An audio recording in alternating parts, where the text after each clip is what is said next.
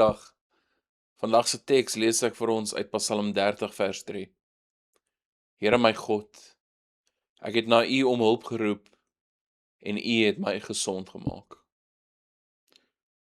Psalm 30 is 'n lied van dankbaarheid. Dawid kyk terug op 'n moeilike tyd in sy lewe en sien hoe die Here hom daardeur gedra het.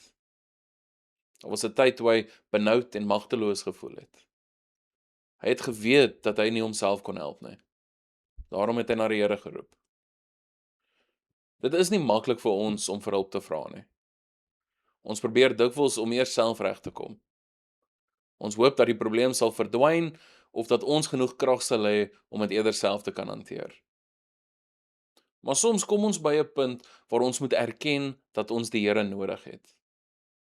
Dit is nie 'n teken van swakheid nie. Inteendeel, is 'n teken van geloof. Dawid getuig dat die Here sy gebed gehoor het. Die Here het hom nie vergeet of alleen gelaat nie. Dit beteken nie dat moeilike tye nooit sal kom nie. Die pyn was werklik, die vrees was eg en die wagtyd was soms lank gewees.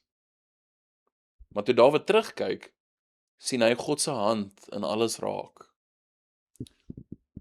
Daarom skryf hy later in die Psalm: Teen die aand vernag die geween, maar teen die môre is daar gejubel. Net so in vers 6 van hierdie selfde Psalm.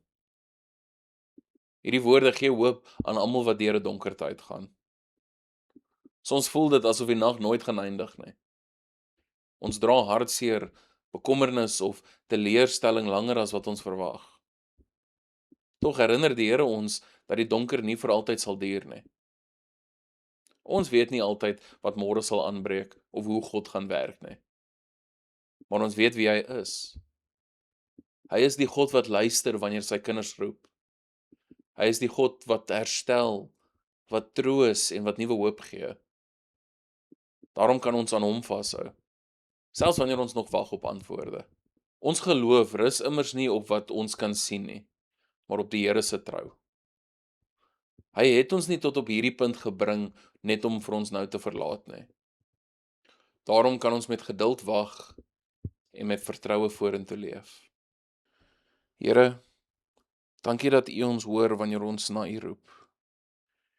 Gee ons geduld wanneer die pad moeilik is en hoop wanneer ons moedeloos voel. Help ons om te vertrou dat U by ons is en dat U nuwe vreugde kan bring, selfs in die donkerste nag. Amen.